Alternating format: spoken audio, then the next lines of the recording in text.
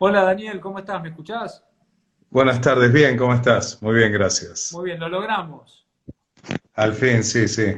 Bueno, muchísimas gracias por unirte a este ciclo de charlas que estaba contando. Empezamos con Forbes durante la cuarentena, son charlas diarias con empresarios, con CEOs, con emprendedores, con protagonistas de este tiempo particular. Sí, sí, Daniel, yo estaba escuchando, escuché todos los anteriores, Fabián Cohn, etcétera. bueno, Eh, ayer tuvimos una charla con Fabián. Todos los que Así quieran es, sí. escuchar las charlas previas, la charla que vamos a tener hoy con Daniel, pueden hacerlo a través de la página web de Forbes Argentina y con los links en el canal de Forbes en YouTube. La charla de hoy con Daniel va a quedar durante todo el día en Instagram y después a partir de mañana en la web de Forbes y en YouTube. Daniel, empezamos con una pregunta sencilla, si te parece. ¿Mañana vamos a pagar o no vamos a pagar? Bueno, la decisión no la tomo yo, ni ninguno de nosotros. Bueno, todo anticipa, me parece que no se va a pagar. Entonces creo que ese sería el escenario base. ¿Y qué implicancias tendría? Porque no sería entrar en default porque hay un consenso en extender las negociaciones, pero tiene alguna implicancia siempre no pagar. ¿Cuál sería la implicancia en Bueno, este caso? sí, bueno, aclaremos, la fecha de pago original era el 22 de abril. Correcto. Esto se extendió por 30 días, que era el periodo de gracia contractual. Ya no hay otro periodo de gracia. O se hace un cambio en el contrato de los bonos, o se entra en default, de acuerdo a las agencias de rating y otros, no hay una cuestión intermedia. No está en marcha esa extensión del punto de vista formal, sí aparentemente hay conversaciones como para reestructurar la deuda y en todo caso que en esa reestructuración sí hacer los cambios contractuales que correspondan.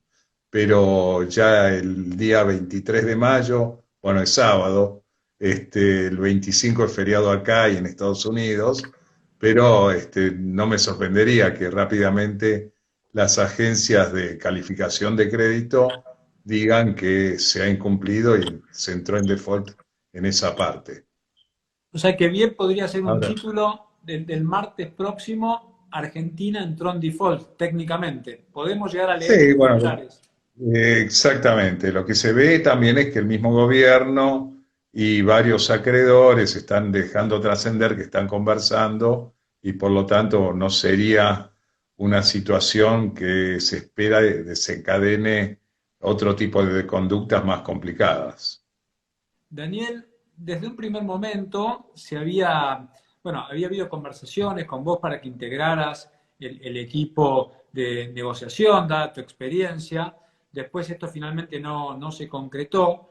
Yo lo que quería preguntarte es si vos hubieras estado en el equipo de negociación del gobierno argentino, ¿hubieras extendido durante tanto tiempo estos plazos o hubieras intentado llegar a un acuerdo antes?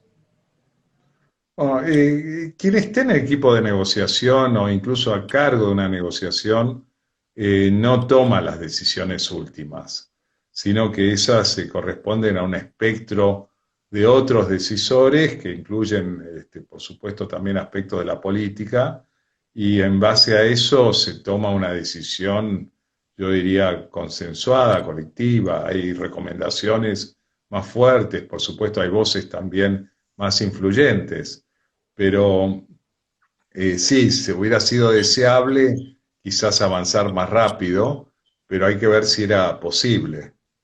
Posible por las decisiones políticas más que por el problema específico de la deuda a resolver. La deuda a resolver ya era un dato a fin del año pasado. Sí, hay que ver qué decisiones se quieren tomar respecto al programa que se quiere implementar, la propuesta que se quiere llevar adelante, y cómo moverse en un espectro de varios acreedores con distintas agendas también. Hay algunos que son acreedores directos del gobierno, otros son organismo de crédito internacional y una conjunción de factores que hay que, digamos, poner en funcionamiento. El gobierno suele decir no podemos aceptar críticas tan rápido porque tenemos ahora, por supuesto, una pandemia y antes habíamos tomado el gobierno hacía 5 minutos. Hay desde otros sectores, por ejemplo, lo escuché a Alfonso Pratgay el otro día diciendo, un momentito, desde agosto que saben que van a ganar, desde agosto se sabe que el escenario era muy complejo y de un virtual default y se demoró mucho en poder conformar una negociación para no tener que llegar a esta instancia. Como deslizando que era Sí. más una decisión política que un inconveniente técnico-económico. ¿Cuál es tu mirada entre esas dos Ah, posturas? sí, ya creo que respondimos en gran medida y es, sí, es cierto que estaba a la expectativa, la decisión, yo creo, del gobierno entrante en ese momento, ese que está ahora, es no interferir en las decisiones del gobierno saliente de ese momento y dejar que, bueno, las cosas corran con los tiempos que indicaba el calendario de transferencia de poder. Y ahí armaron el equipo muy cerca de eso y a partir de ahí tenían que ver las políticas, las instrucciones, etcétera. Yo creo, eso es lo que ocurrió. ¿Se podría haber hecho distinto? Puede ser que no, pero ya está, ya es un hecho. Y Daniel, como experto realmente en las reestructuraciones de deuda, si tuvieras que resaltar una, una virtud o algo positivo de este proceso previo hasta llegar a hoy, si tuvieras que remarcar quizás una crítica, ¿cuáles serían a favor y en contra de este estatus en el manejo económico de la Bueno, deuda? yo creo que cuando empezó el gobierno, esta administración, encaró una serie de cuestiones de cambiar particularmente la tendencia que se venía en materia fiscal, que era de deterioro, tratar de mejorar las perspectivas de ese punto de vista. Yo creo que, bueno, ese era un elemento, yo creo, positivo, digamos, y también uno hubiera deseado, quizás yo hubiera deseado ver esto en el contexto de un programa económico más explícito, más consensuado, más general, y con eso sí encarar las gestiones de deuda que traten de superar ese inconveniente de la manera más eficaz. Y, Daniel, entonces, los bonistas que reclaman o que reclamaron insistentemente ver un plan económico para poder avanzar en la deuda, tenían razón.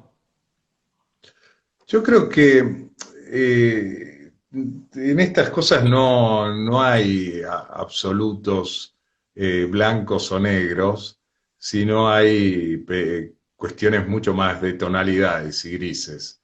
Entonces, yo creo que sí, muchos bonistas quieren esto, dicen esto, pero tampoco están viendo tanto qué es lo que ocurre.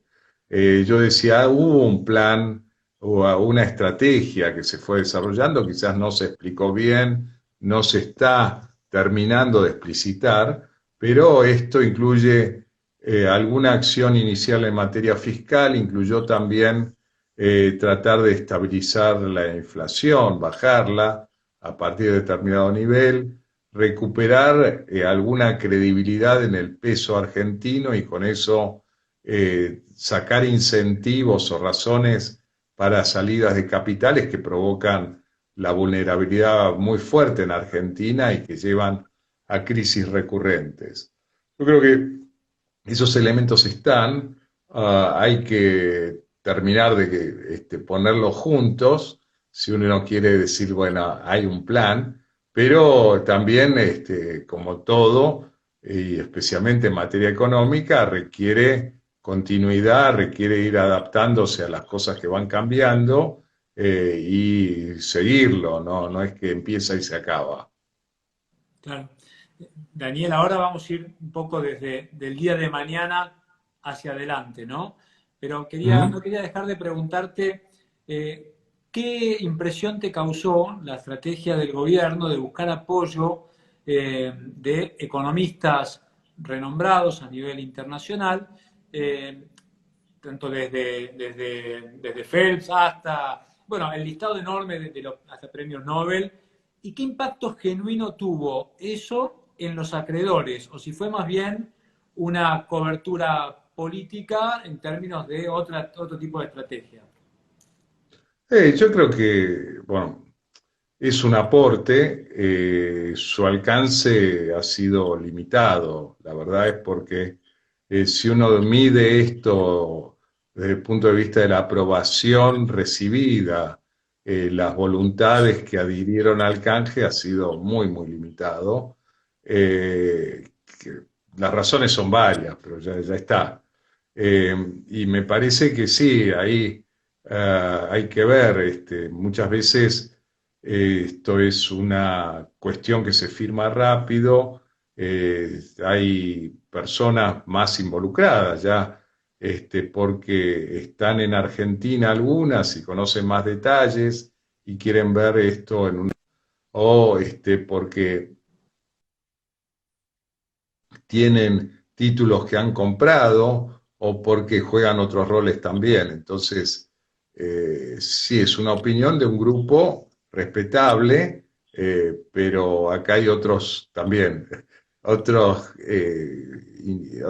personas, otros actores que han tenido más incidencia y que también hay que tratar de cooptar, tratar de que adhieran a esto, a lo que sea, en esta línea. Daniel, cuando Argentina presentó la oferta hace algunas semanas, la primera percepción de los mercados fue muy buena, de hecho levantaron y tomaron una buena reacción. Luego, cuando los bonistas se pusieron más duros, bueno, la volatilidad de este tipo de situaciones.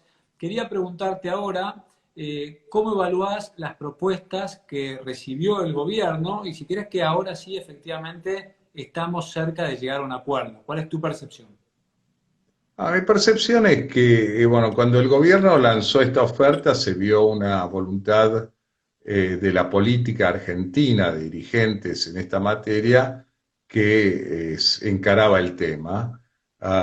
Se entendió también que era una oferta que no había sido consensuada o conversada en detalle con acreedores importantes. Entonces, se vio eso como el comienzo de un proceso. Hoy se ve que está avanzando ese proceso, no está terminado, y toda oferta para que tenga, yo creo, efectividad en esta materia tiene que tener un grado de adhesión muy, muy grande, muy elevado, porque si no deja una incertidumbre y es aquellos que no entraron, ¿qué va a pasar? Si hay unas mayorías determinadas suficientes, bueno, los términos acordados con esa mayoría se aplican al universo. Y si no es así, tenemos potenciales de conflictos, que no es el propósito. Entonces yo creo que hoy hay que mirarlo como avances en esta materia, una de dos, evaluando que es mejor llegar a algo que les sirva a todos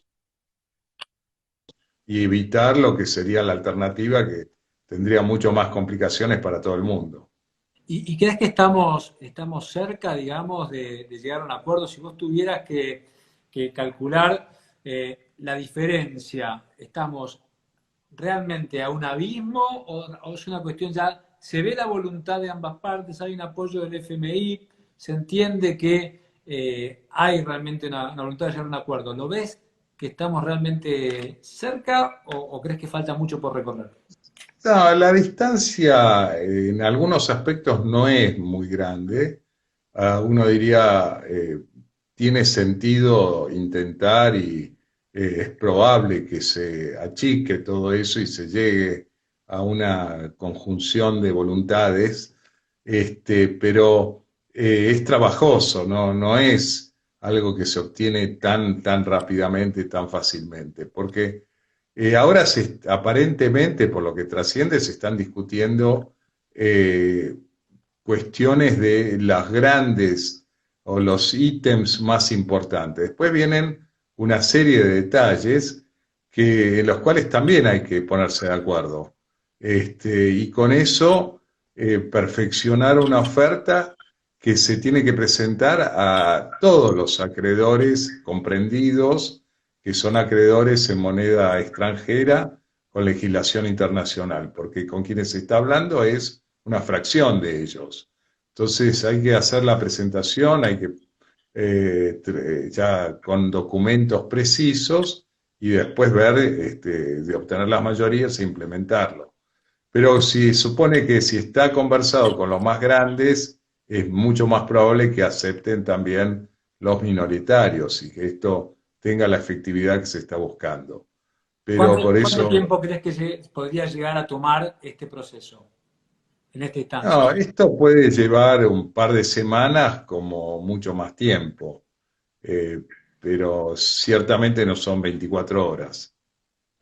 Digamos que si no fuera por la pandemia, se pondría más en evidencia el tiempo perdido de alguna manera o el tiempo demorado para poder avanzar en la negociación. No sé, bueno, estamos hablando de ahora en más, estamos donde estamos. ¿Crees que se van a mantener el pedido de Argentina de no pagar, digamos, los plazos que pidió Argentina de no pago? ¿O crees que ahí todavía hay un punto de discusión o la sobretasa del primer del interés, digamos? No, a ver, el plazo varía por cada título. El que nos está llamando la atención, es el que nos aprieta ahora, es uno que decíamos venció el 22 de abril originalmente, está este periodo de gracia que la Argentina tiene como la atribución de tomarse, que expira mañana. Y ese, para volver a extenderlo, ya no es atribución exclusiva de Argentina. Tiene que solicitar formalmente una extensión de esto y tiene que obtener adhesión del 50% de los bonos involucrados. Y eso ya se tendría que haber solicitado si uno quiere evitarlo, porque no se hace, tampoco no se consiguen estas voluntades de un día para otro. Esto requiere pasar por algunos organismos de supervisión de oferta pública, por ejemplo, el equivalente a la Comisión Nacional de Valores, hacerlo público y seguir el proceso. Si tuvieras que estimar porcentaje de que finalmente se llegue a un acuerdo con los bonistas o que vamos al default, ¿qué porcentaje asignarías hoy teniendo en cuenta todo este recorrido? Se cortó ahí una parte de la pregunta. ¿Porcentaje de ¿Qué qué? porcentaje crees que tenemos de que se llegue a un acuerdo y porcentaje de default? No, yo creo que la probabilidad de acuerdo es superior a la probabilidad de no acuerdo. Default, ya lo discutimos, Sí, sí, depende sí. cómo lo definamos, ya mañana está. Pero ¿51% o 99%? No, no, está en algún lugar ahí. Como el Digamos, dólar. vamos a ver cómo evoluciona, pero lo importante también es cuándo y cómo se llega a ese acuerdo. Si es algo que se demora mucho y que significa mucho deterioro y que después entramos en condiciones más complicadas, esto tiene efectos sobre la vida diaria mucho más preocupantes que superarlo dentro de 5 días. Un plazo razonable para poder para que poder decir Argentina resolvió el tema de la deuda sería ¿cuánto tiempo? ¿Un mes? ¿2 meses? No, yo creo que es menos de un mes, pero tengamos en cuenta distintos hitos en el proceso. Pero yo creo que para llegar a un acuerdo, tener una oferta con alto grado de adhesión, pero decía oferta, todavía hay que ver que esta adhesión se materialice. Pero en esto sí, uno puede hablar de unas semanas, este, puede ser un mes dentro de esa semana. Y, Daniel, suponiendo entonces con cierto optimismo que se llegara a resolver el tema deuda, ¿qué tema es el que más te preocupa de la macroeconomía argentina? Hoy tenemos varias cuestiones complejas. Está para empezar este efecto de la pandemia, está causando un agravamiento de la recesión que ya teníamos, ya veníamos arrastrando. Después sobre eso también están las presiones inflacionarias y a partir de ahí las cuestiones ya más de fondo. Es como Argentina mejora su competitividad, se adapta a las circunstancias más modernas y con ello pasar a tener una economía mucho más dinámica que genere oportunidades para la gente y para aquellos que quieren apostar también dentro de Argentina. Sobre el impacto de la pandemia, Daniel, ¿cuál es tu evaluación de las medidas tomadas por el gobierno hasta el momento para poder atravesarla? Yo creo que hubo una reacción tratando de mitigar los efectos negativos. Esta reacción eh, en Argentina tiene algunas limitaciones. ¿Por qué? Porque el gobierno no tiene mucho margen ni fiscal ni monetario, dado que venía con esta recesión y venía con las complicaciones de un uso de estas herramientas. Esto es porque un país que tiene mucho crédito puede aumentar, por ejemplo, su gasto fiscal porque lo puede financiar. Si Argentina no tiene crédito, por más que aumente el gasto y no lo puede financiar, se manifiesta en cuestiones tales como el deterioro en el tipo de cambio que estuvimos viendo últimamente. ¿Y cuál debería ser, hablando del tipo de cambio, dónde ubicás el precio del dólar, digamos, ni los 70 del dólar oficial, ni los 130 del pico que llegó a tocar el blue? ¿Dónde ubicarías para vos un dólar razonable, teniendo en cuenta que el dólar que quedamos bastante caros comparado a todos los vecinos que ya devaluaron, ¿no? Sí, pero Argentina devaluó antes. Digamos, recordemos, esto desde 2018 venimos devaluando de manera sistémica y es cierto que teníamos previamente un peso apreciado. Pero hoy el tipo de cambio que notamos a nivel oficial es muy similar al promedio de tipo de cambio histórico de Argentina. A ver cómo es eso. Ahora, sí, esto es, si uno mira hay una historia larga, largas es 40 años, por ejemplo, Ujú. y ajusta por los precios, el tipo de cambio, un alrededor de 70 pesos está, por dólar, está en el promedio histórico, con sus altos y bajos. Cuando hay mucha desconfianza y cuando hay elementos adversos en el mundo, el tipo de cambio estaría en pesos de hoy en 120 y en momentos de enorme desconfianza ha llegado a 180, pero son circunstancias muy, muy excepcionales.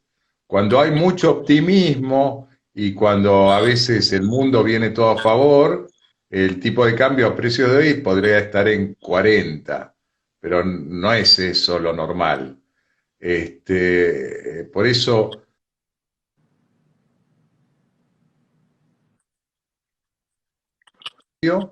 con incertidumbres. Si la incertidumbre baja, el llamado contado con liquidación debería bajar y si la incertidumbre aumenta y las circunstancias se vuelven muy adversas, va a haber presiones sobre el tipo de cambio oficial también. La sensación térmica de 130 te acerca a ese pico histórico de los momentos de pánico y el tipo de cambio real se acerca al promedio histórico. Eso sería como la conclusión con Exacto. Sí, sí. y tendremos ¿cuál va a ser el desafío para poder absorber los miles de millones de pesos que hubo que imprimir en este contexto para poder oxigenar a la economía argentina? Y si ves que hay un pequeño riesgo de hiperinflación cuando se vaya reactivando la economía, si ese proceso no se realiza con éxito. Bueno, digamos, hoy sí se ha aumentado la oferta monetaria, pero la recesión es importante y si la gente mantiene algún grado de confianza en el peso, esto se absorbe. Si la desconfianza aumenta, sí, tenemos problemas que se traslada a tipo de cambio, inflación y en definitiva no mejoras. Ahora, ¿cómo saliendo de esta recesión? Yo creo que si en normalidad hay margen para ir absorbiéndolo. Esto es el Banco Central ya recurriendo a herramientas monetarias más normales, como hacen muchísimos otros bancos centrales del mundo. Y eso es lo que uno trataría de apuntar y en eso ayuda, bueno, las mejoras de las condiciones de Argentina en general. Quería preguntarte por dos proyectos que ni siquiera han sido presentados oficialmente, pero que empiezan a tomar lugar en algunos medios. Uno es el proyecto que presentará, ya lo anunció Carlos Heller con Máximo Kirchner, que es el impuesto a la riqueza, las 12.000 fortunas más grandes de la Argentina. ¿Cuál es tu impresión sobre el impacto que podría llegar a tener? La verdad es que estoy un poco confundido con ese impuesto. Habría que preguntarle a los autores qué es lo que buscan, porque sí hay un desequilibrio del sector público que se está tratando de ajustar y hay que ver en definitiva cuál es la relación de costo-beneficio, porque de alguna manera uno tiene impuestos en Argentina de la cual, bueno, producidas determinadas ganancias, hay un impuesto a las ganancias. Ese impuesto a las ganancias acá está en los niveles superiores, promedio, en relación al mundo. Entonces, esto es, hay que tener cuidado en mantener los recursos también. Si producto de levantar mucho los impuestos salen los recursos, al final el mismo fisco puede estar perjudicado.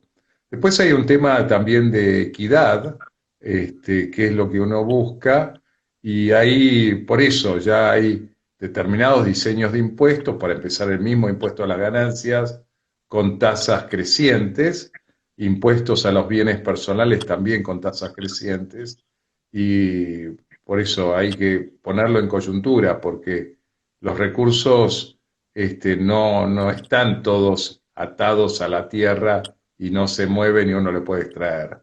Particularmente ahí es donde hay movilidad internacional y Argentina es un país donde los recursos realmente no abundan tanto y sería bueno ponerlos a funcionar. El impuesto que propone a la riqueza creo que es un impuesto de única vez, ¿no? Lo toman como el contexto de la pandemia, ¿correcto? Bueno, todavía no conocemos el Es proyecto, correcto, es verdad. así que no, Yo estoy esperemos. tratando de que no lo llamen impuesto Forbes, porque la verdad es que lo llaman impuesto patria, pero escuché que en algunos medios lo bautizaban impuesto Forbes, que la verdad que sería particular. Daniel, tengo otra pregunta Bueno. sobre otro de los proyectos que están circulando, que lo hablaba ayer, lo estaba comentando la economista Fernanda Vallejos, que tiene que ver con la capitalización del Estado en compañías privadas que han sido beneficiadas con préstamos importantes del Estado por esta pandemia. También, ¿qué opinión te da esta mirada o esta aproximación que se está intentando abordar? Sí, ahí hay que, por eso también tenemos que conocer los detalles y debatirlo antes de dar opiniones así tan rápidas.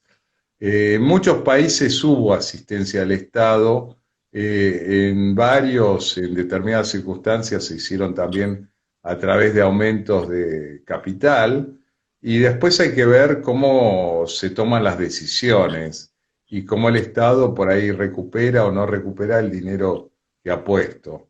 Entonces, yo diría, nada de esto se conoce, y bueno, estudiémoslo antes de ponerlo a práctica y antes de opinar también.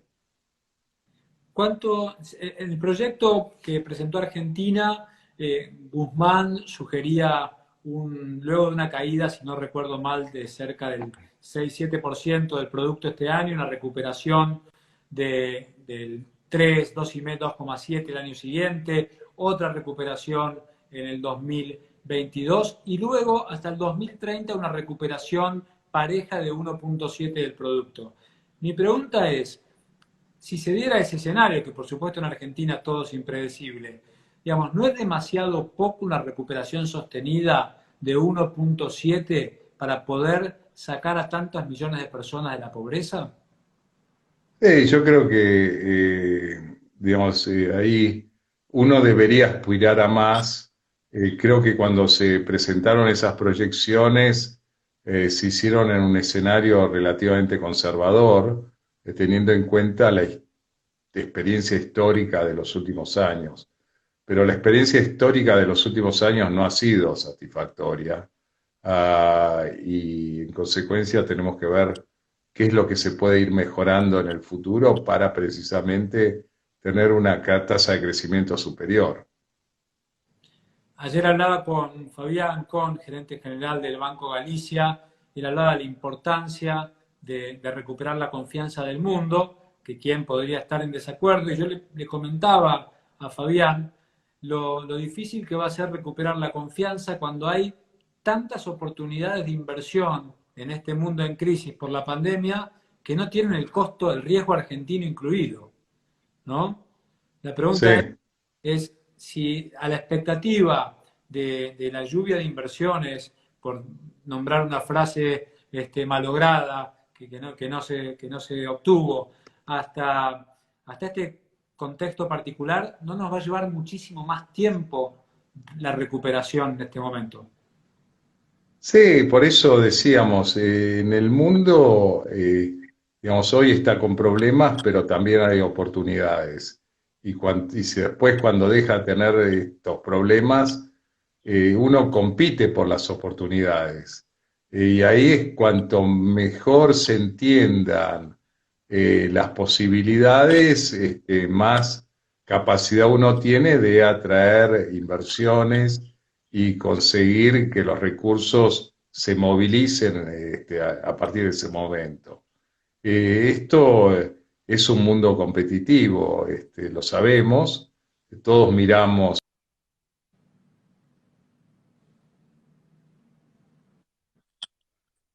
cuidado y hay que precisamente primero eliminar los factores de riesgo que se puedan eliminar y generar las condiciones para que luego esto entre en un círculo donde diga, los recursos se movilizan, esto genera mayor consumo, mayor producción, mayor inversión y eso sigue en un círculo más virtuoso.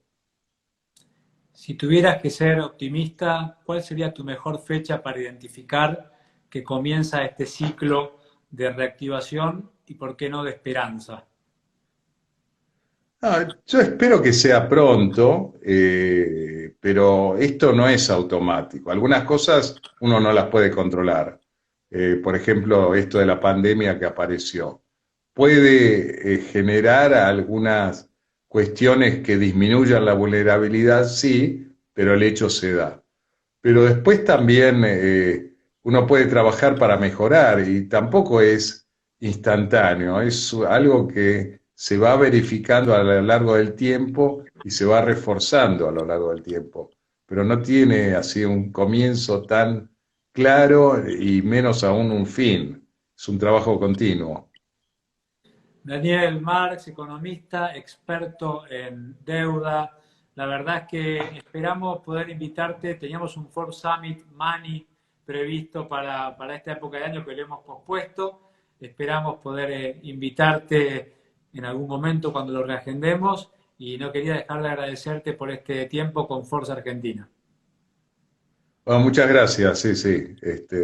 Bueno, por lo menos estamos usando una tecnología para encontrarnos. Absolutamente, para los que se engancharon ahora o lo están viendo ahora, va a estar la entrevista completa durante todo el día en Instagram, mañana en la web de Forza Argentina y en el canal de Forza en YouTube. Daniel, muchísimas gracias y gracias a todos por estar ahí. Hasta pronto. Gracias, hasta luego, que vaya muy bien.